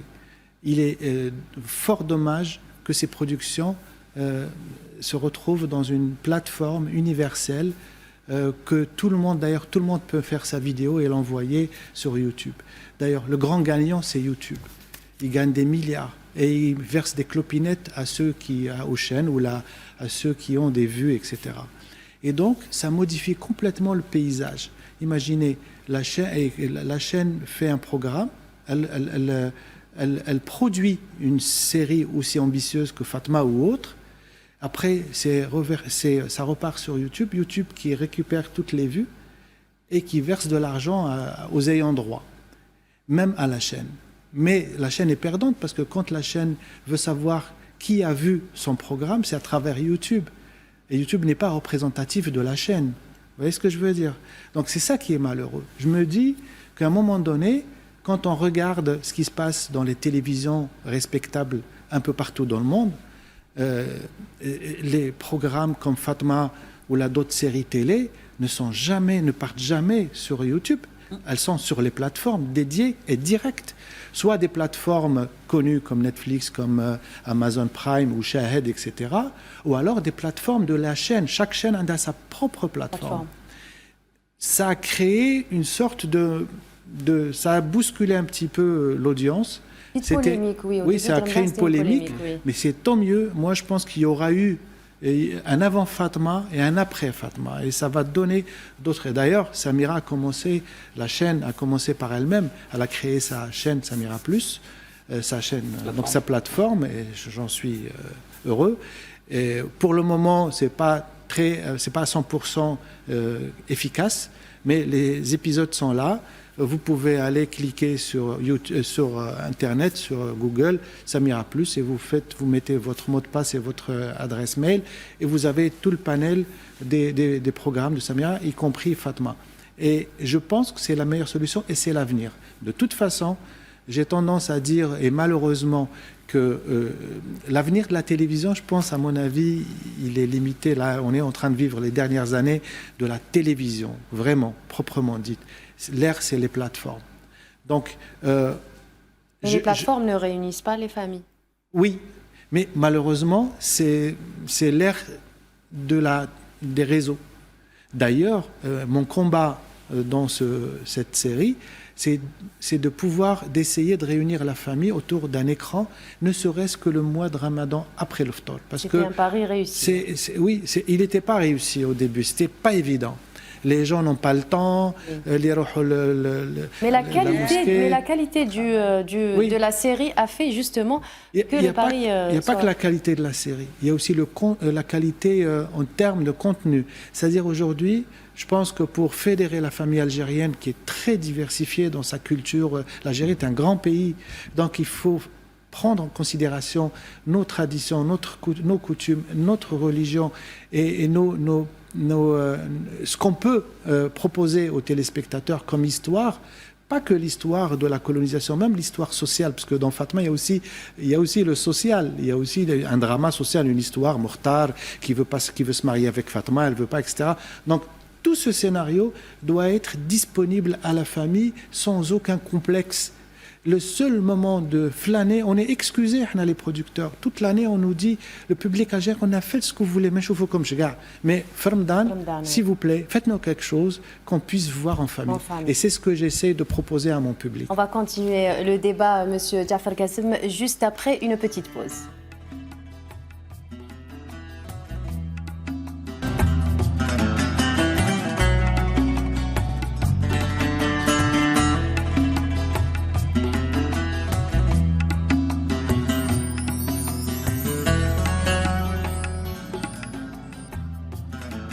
Bonsoir à tous et bienvenue sur Al24 News pour cette dernière partie de Ramadan Prime. Avec nous ce soir, Monsieur Jafar Gassem. Alors, juste avant la pause, nous parlions de Fatma, de la série Fatma et de sa non-disponibilité sur les plateformes. Donc, vous nous avez un peu expliqué vos objectifs. Ramiz Mouchi, vous vouliez rebondir sur le sujet par rapport justement aux plateformes. Totalement. Alors, M. Gassem avait dit un truc très intéressant, qu'il y avait un avant Fatma et un après Fatma. Effectivement, ça a permis de lancer le débat, qui autrefois, on ne le voyait pas parce que c'était évident de regarder des séries comme ça sur YouTube. Ce n'est pas normal partout dans le monde. Il y a des séries qui sont disponibles dans des plateformes, qui sont ou bien propriété des chaînes ou des producteurs, ou qui sont comme Netflix, Amazon Prime, etc. Et que les voir sur YouTube est quand même une sorte de normalisation d'un contenu totalement différent, bien fait. C'est pas quelque chose qui peut être présente comme ça sur YouTube, surtout que justement YouTube en tire des bénéfices et que même si les chaînes touchent un peu d'argent, mais ce n'est pas assez, et ce n'est pas assez pour justement sacrifier l'œuvre et la laisser comme ça sur YouTube. L'idéal, c'est justement de développer des plateformes qui seront, par exemple, par des chaînes, comme a fait Samira TV avec Samira Plus. Et j'espère que de plus en plus d'Algériens pourront s'intéresser à cela. Et je pense qu'avec des séries comme Fatma, ça va donner envie de faire ça. C'est comme ça que Netflix avait commencé, c'est comme ça que Disney Plus avait commencé. C'est en mettant du contenu de très bonne qualité, que tout le monde veut voir sur ces plateformes-là. Les laisser au début peut-être gratuitement ou avec des coûts plutôt réduits, et pour faire habituer les gens à ce genre de consommation de ce genre de contenu. Et là maintenant on voit des centaines de millions de personnes qui sont abonnées chez Netflix, qui sont abonnées chez Disney+, Amazon Prime et compagnie, notamment aussi dans la région du MENA, du Moyen-Orient, avec Shahid qui compte plus d'abonnés que Netflix dans la région. Donc c'est quand même... Ça commence à se démocratiser. Totalement. Et les gens sont, je vais faire un anglicisme, drivés ou poussés par les contenus qui sont présents, qui sont de très bonne qualité et qui changent les habitudes petit à petit des individus. Et je pense qu'en Algérie, on n'est pas très différent. On va vivre la même chose et on va évoluer de la même manière. Et je pense que dans quelques années, 5, 6, 7 ans, on va tous consommer du contenu de cette manière-là. Et ça ne veut pas dire qu'on ne peut pas le consommer à la télévision. Si vous avez des Smart TV, vous pouvez avoir des applications, YouTube, Spotify ou d'autres, Netflix, etc. pour voir justement vos séries préférées en famille, autour du ftour, et pas besoin nécessairement de les voir au téléphone ou de les voir sur PC, sauf si vous n'avez pas de télévision comme certains. Et J'ai une télé. Mais monsieur Jafar Gassem, est-ce que vos prochaines productions seront également exclusivement diffusées sur la télévision, à la télévision, et non pas sur les plateformes? Ou c'est juste Fatma? Non, pas sur YouTube, mais sur les plateformes. Non. Je n'ai pas compris. Est-ce que vos prochaines productions, est-ce que vous allez passer par la même stratégie, c'est-à-dire que c'est seulement à la télévision et les plateformes exclusives à la chaîne, ou bien d'autres... En fait, ça dépend pas que de moi. C'est-à-dire, Fatma a été un travail collégial avec le producteur et la chaîne. On s'est tous mis d'accord et on était tous d'accord sur la stratégie à adopter. Mais, Inch'Allah, si Dieu nous prête vie, si on fait d'autres productions, moi, je pense qu'il va falloir continuer sur la même logique et ne pas abandonner, parce que c'est quand même prendre son bâton de pèlerin et se battre pour défendre ce qui reste de la télévision et peut-être de la plateforme, mais la plateforme dédiée et non pas la plateforme aléatoire comme YouTube, que j'estime qu'il est temps de pas, je suis pas contre YouTube, mais je pense que c'est bien pour les petits reportages, pour la communication, pour communiquer sur le produit, etc. Mais pas sur une production. Toutes les chaînes du monde ne mettent pas leurs produits. C'est du gâchis, c'est beaucoup d'argent de jeter comme ça des millions de dinars sur une grosse production qu'on met sur YouTube. Et YouTube génère de l'argent et après il verse rien du tout aux ayants droit. Je trouve ça pas possible.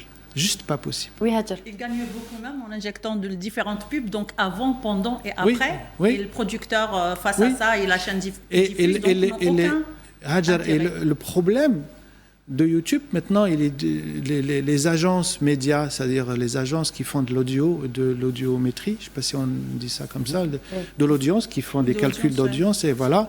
Et ils se basent sur YouTube. C'est très facile pour eux que sur la télé, pour des tests d'échantillonnage, comme on faisait Bekri Flux TV, etc. La médiamétrie. Ça reste pas crédible du tout. Pas crédible parce que c'est... vu à partir de 3 minutes, le visionnage est considéré comme acquis, alors que c'est pas vrai. Donc du coup, il y a beaucoup de triches et c'est pas évident. C'est pas représentatif. C'est pas représentatif. Et je suis content que la RAF s'est manifestée il n'y a pas longtemps. Et puis quand on sait qu'il y a aussi cet achat de nombre de vues, donc c'est vraiment du commerce. C'est du commerce qui influence, en fait, les agences au profit des annonceurs et qui influence les chaînes. Et après, c'est injuste envers certaines productions. Parce que j'ai envie de dire que, attention, il y a des productions qui doivent être soutenues. Kima Fatma, par exemple, en dehors du volet commercial, il y a aussi le volet éthique, le volet, on va dire, pas historique, mais national. C'est-à-dire, je pense qu'il faut défendre des projets pareils. Il n'y a pas que Fatma, il faut faire plein. Aujourd'hui, il n'y a pas que le cinéma qui est dédié à l'histoire de notre révolution ou à notre histoire. Il y a aussi la télévision. Elle a le droit et le devoir de produire des séries. Moi, j'ai envie d'aller jusqu'à l'indépendance à travers Fatma, faire une saga. Mais je ne suffis pas. Il faut des réalisateurs et des producteurs qui écrivent des séries comme ça pour montrer à notre génération. On n'est pas obligé de faire du drama uniquement du drame actuel, etc. On peut le faire. Il y a du travail pour tout le monde. Mais une partie de notre histoire a le droit d'être vue et vécue, à défaut que nos familles, c'est-à-dire il n'y a pas encore un cinéma présent, il n'y a pas beaucoup de cinéma en Algérie, donc il n'y a pas beaucoup de films cinéma, donc essayons de faire du cinéma à la télévision pour le téléspectateur, pour lui montrer une partie de notre histoire. Je trouve que c'est essentiel. C'est ça notre héritage aussi cinématographique. Le cinéma est longtemps passé. Je me rappelle, moi, petite, les films algériens, on les voyait à l'UNTV pendant les vacances. Ça a toujours été comme ça qu'on a communiqué le cinéma à la télévision. Je vais revenir à Fatma et ce que vous dites sur le patrimoine. Je pense qu'on est arrivé... on connaît notre histoire, bien évidemment. On connaît l'histoire de notre indépendance. Je pense que moi, je ne suis pas pessimiste. Je pense que même les jeunes générations, ça fait partie de l'apprentissage. La mémoire est quelque chose qui fait partie de notre histoire et un travail qu'on fait très bien. Ce qui me touche particulièrement avec Fatma, c'est qu'on raconte différemment. Là, on met l'image. Durant très longtemps, nous, on a eu une vision très carrée de l'histoire telle qu'elle est. Mais aujourd'hui, il y a... À travers les livres, c'est pédagogique, c'est institutionnel, c'est scientifique. On a cette vision de l'histoire. C'est comme si c'était quelque chose de sacré. Oui, l'histoire, elle est sacrée.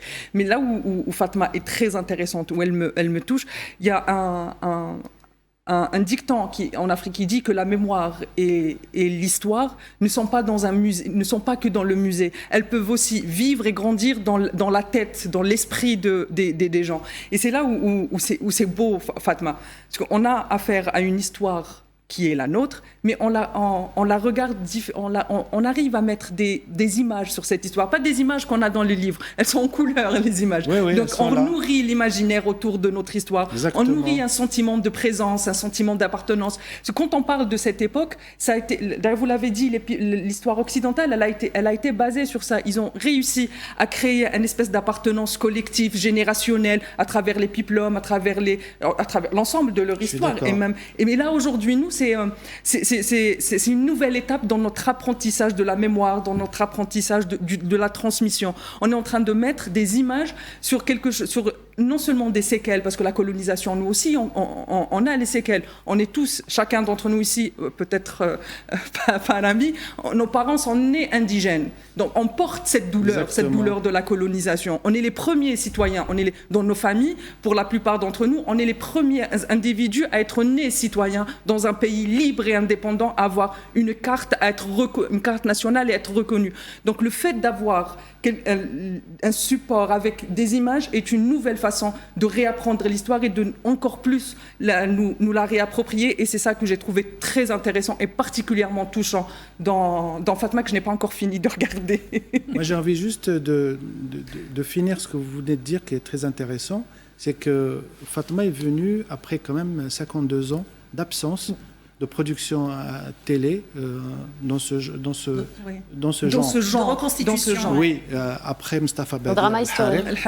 Harik, Dars Betar, les romans adaptés de Mohamed Dib. Donc il y a eu quand même une traversée du désert. C'est vrai que dans la littérature, il y a eu un travail d'écrit. Il y a un travail, et d'ailleurs, pour moi, c'est Mustafa Bader, c'est un grand monsieur qui m'a inspiré.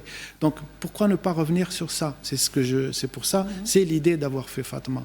Et c'est aussi, encore une fois, je reviens toujours sur cette magie de la fiction qui nous permet de raconter une histoire sans aucun complexe de notre histoire, aussi bien douloureuse que héroïque, ou tout ce qu'on veut. On peut raconter Fatma al-Ma'akra comme d'une légende, comme on peut raconter Fatma al-Soumer, une vérité historique, etc. Donc on peut voir, c'était ma vision de Fatma, c'était ma vision des choses. Après, on peut avoir plusieurs visions des choses. Aujourd'hui, je suis content d'avoir des retours des gens, pas des téléspectateurs, des gens des musées, ou bien des gens de la Casbah, ou là, des gens de Constantine, me disant qu'il y a un engouement à vouloir visiter les lieux. Et c'est aussi le but.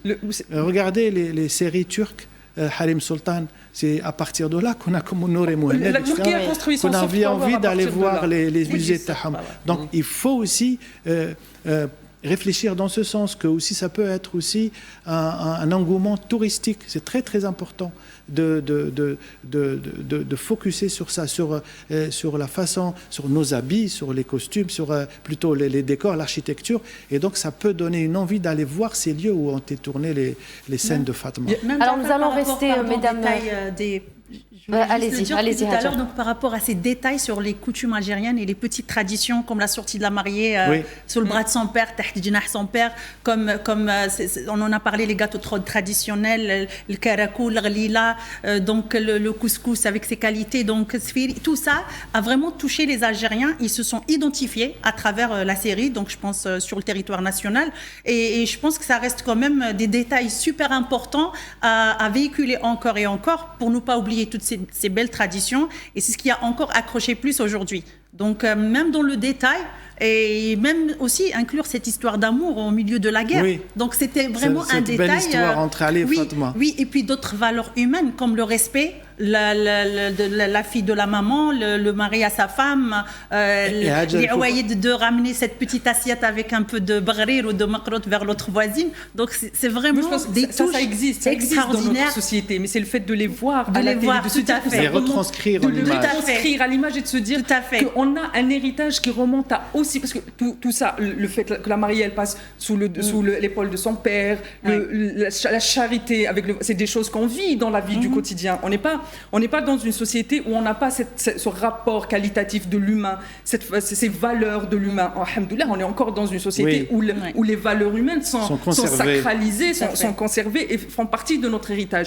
Mais le fait aujourd'hui de se dire que finalement ces valeurs humaines sont tellement sacrées, tellement belles qu'on peut en faire du cinéma, rajoute quelque chose d'extraordinaire à notre patrimoine. Et on a la chance d'avoir un patrimoine qui est 3 fois millénaire. Donc pourquoi ne pas en puiser? On a cette chance, il est à nous.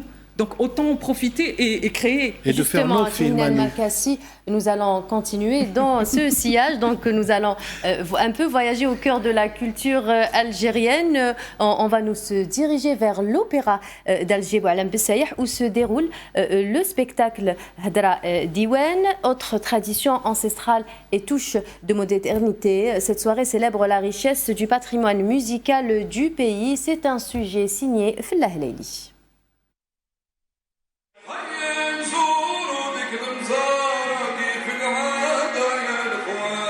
Hier soir, à l'Opéra d'Alger Boualem Bessaïh, le spectacle Hadra Diwan a enchanté le public à l'occasion de la 27e nuit du Ramadan. Porté par Reda Boudber, cet événement a offert une plongée unique dans la richesse des musiques traditionnelles et spirituelles algériennes.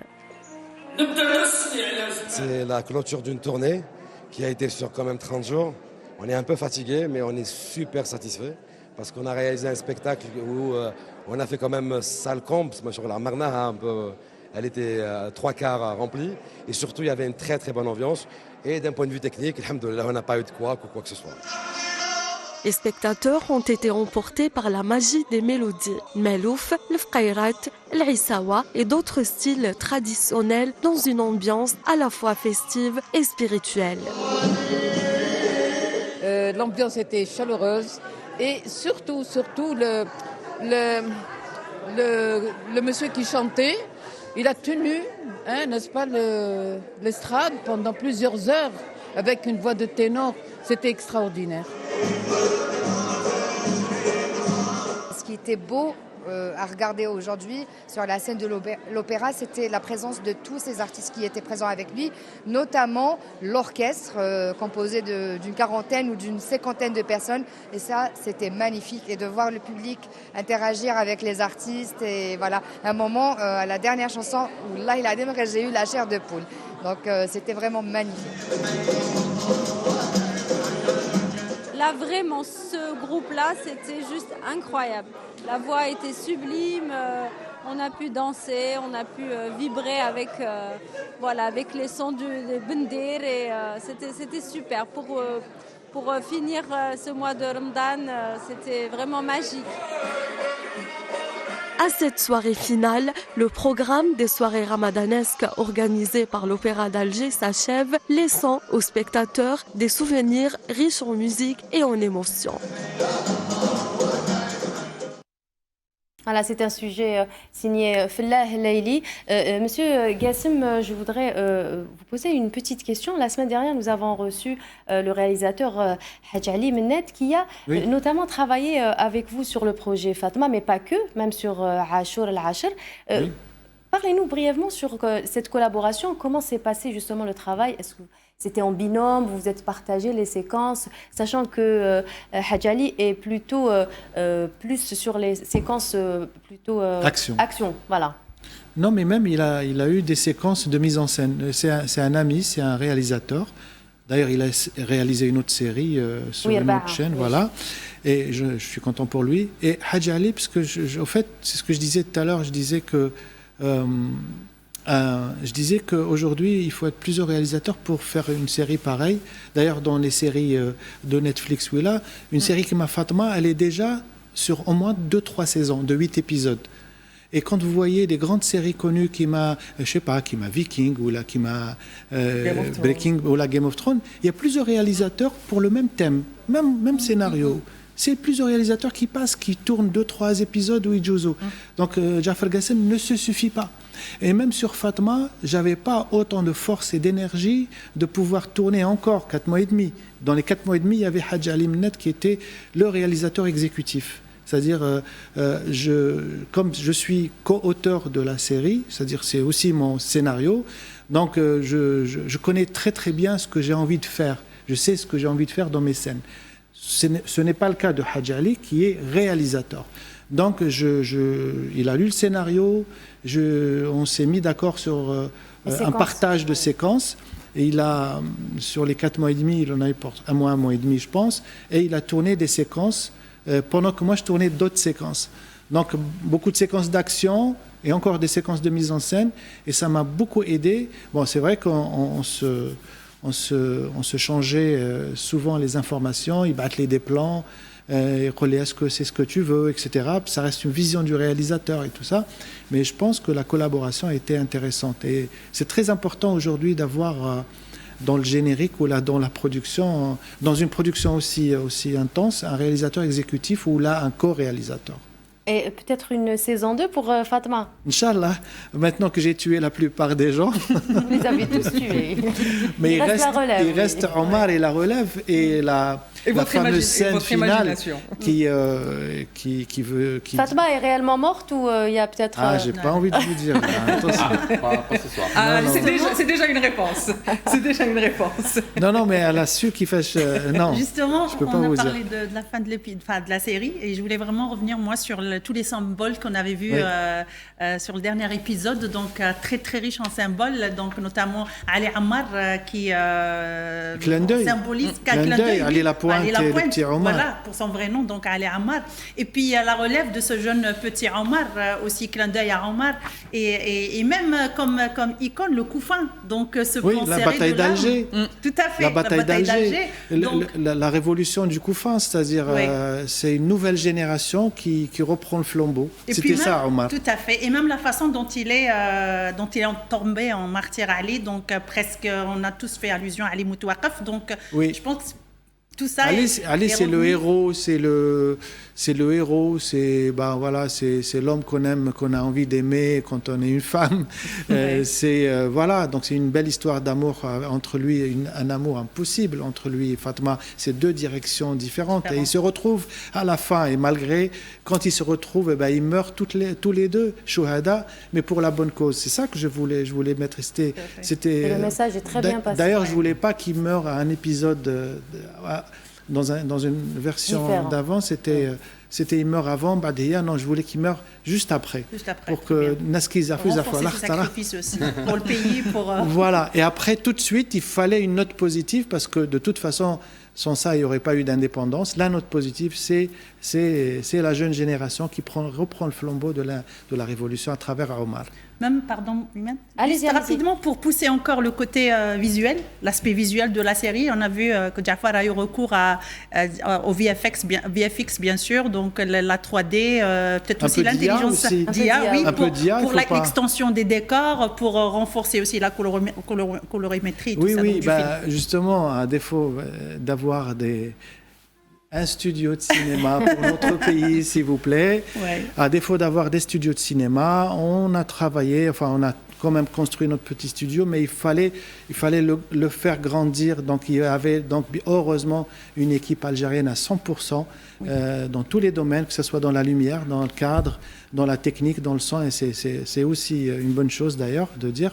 Et donc les VFX, les effets spéciaux, les gars, ils ont travaillé très dur pour reconstituer la Casbah et aussi, bien sûr, avec l'avènement de l'intelligence artificielle. Mais il faut dire qu'il faut faire très attention parce que tout le monde dit « ouais, l'IA », mais c'est l'IA, si on l'adopte comme esclave, c'est-à-dire on l'utilise comme outil de travail, oui, mais il ne faut pas qu'on soit dépendant de toute une séquence d'intelligence artificielle. De toute façon, on peut pas. Pardon ? Pour ne pas biaiser le rendu, c'est-à-dire si on utilise trop l'IA, ça fera pas. Non, mais c'était une combinaison. Les plans VFX étaient combinés entre la 3D et l'intelligence artificielle. Pour l'extension et tout, et de toute façon, les décors perdus, il fallait quand même les retravailler. On les a retravaillés, on a vraiment retravaillé les décors, les douérats. Et on a construit, j'invite mes amis, je vous invite à venir visiter le décor Tal Qasba qu'on a construit à 100% avec Feria Lissakham. Bien sûr, je remercie la direction artistique de Myriam Ftahi qui a aussi géré toute la partie artistique. Voilà. Et toute l'équipe d'ailleurs. Avec une très très belle image.